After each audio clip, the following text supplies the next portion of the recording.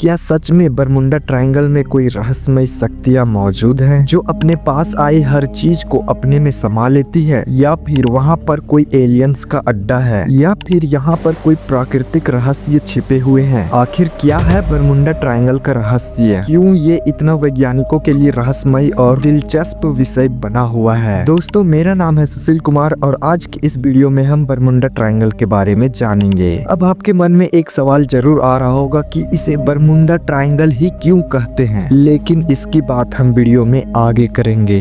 अक्सर आपने हॉरर फिल्मों में देखा होगा कि कैसे समुद्री जहाज या हवाई जहाज अचानक गायब हो जाते हैं, लेकिन अगर यह हकीकत में होने लगे तो लोगों की रूह कांप जाती है और फिर उस घटना को लेकर तरह तरह की बातें सामने आने लगती हैं। ठीक इसी तरह बरमुंडा ट्रायंगल भी एक ऐसी जगह है जहां पर हवाई जहाज, समुद्री जहाज सभी इंसानों सहित गायब हो जाते हैं। और हैरानी की बात यह है कि गायब होने के बाद इन जहाजों का मलबा तक नहीं मिलता और न ही गायब हुए इंसानों की डेड बॉडीज भी मिलती है। आज तक यहाँ पर जितनी भी घटना घटी है उनमें से किसी भी जहाज का मलबा तक नहीं मिला है और इसी वजह से जन्म लेती है अलग अलग लोगों की तरह से अलग अलग थ्योरी, जिनमें से कुछ पर यकीन करना आसान होता है तो कुछ पर यकीन करना बहुत मुश्किल। चलिए अब बात करते हैं बरमुंडा ट्रायंगल है क्या और कहाँ स्थित है। बरमुंडा ट्रायंगल उत्तरी अमेरिका के पश्चिमी अटलांटिक महासागर में आता है। इसे बरमुंडा ट्रायंगल इसलिए कहा जाता है क्योंकि यह फ्लोरिडा, पोर्टोरिको और बरमूडा इन तीनों जगह को एक सीधी रेखा में एक त्रिभुज के आकार में जुड़े हुए हैं। कहा जाता है बरमुंडा ट्रायंगल की मिस्ट्री लगभग 500 सालों से भी अधिक पुरानी है और यह अब तक लगभग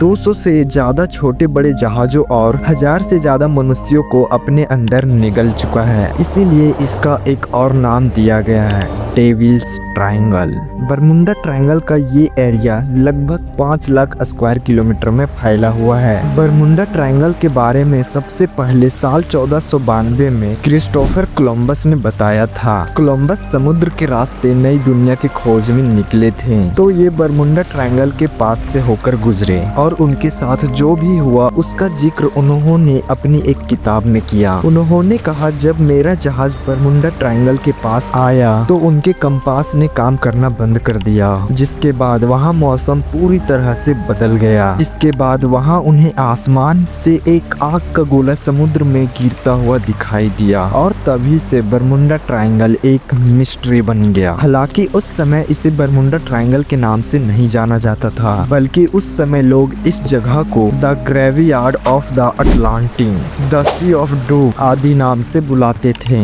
इस एरिया का नाम बरमुंडा ट्रायंगल सबसे पहले विंसेंट हेट उरीज ने साल 1964 में दिया। साल 1964 में उन्होंने अपनी एक मैगजीन में एक लेख लिखा जिसका title the deadly Bermuda triangle था। इस लेख में उन्होंने बरमुंडा ट्रायंगल में हुई बहुत सी घटनाओं एक दूसरे से लिंक करने की कोशिश की और इस मिस्टीरियस प्लेस के बारे में विस्तार से बताया। उन्होंने उस लेख में बताया कि आखिर कुछ तो इस जगह पर रहस्यमय है जहां समुद्री जहाज और हवाई जहाज की अचानक गायब हो जाते हैं और जांच पड़ताल करने के बाद भी नहीं मिलते। हालांकि ऐसा नहीं है कि बरमुंडा ट्रायंगल में घटनाएं उसी समय घटी हो, ये घटनाएं बहुत पहले से ही घटती आ रही थी, पर लोगों के सामने बरमुंडा ट्रायंगल इस लेख के बाद से ही छा गया और इसकी चर्चा जोरों शोरों से होने लगी कि आखिर यहाँ ऐसी क्या चीज मौजूद है जिसकी वजह से बहुत आश्चर्यजनक तरीकों से जहाज गायब हो जाते हैं और वैज्ञानिक इस मिस्ट्री को सुलझाने में लग गए। इस लेख के बाद बरमुंडा ट्रायंगल इतना पॉपुलर हो गया कि लोगों ने इस पर किताबें लिख डाली और यहाँ तक कि बरमुंडा ट्रायंगल के ऊपर मूवीज भी बनाई गई। तो दोस्तों, आज के वीडियो में बस इतना ही। अगर आपको बरमुंडा ट्रायंगल के बारे में डीप से जानना है तो नीचे कमेंट में यस जरूर लिखिए, मैं अगला वीडियो इसी पर पूरा डीपली बना दूंगा। मैं आपसे विदा लेता हूँ, मिलता हूँ किसी और वीडियो में।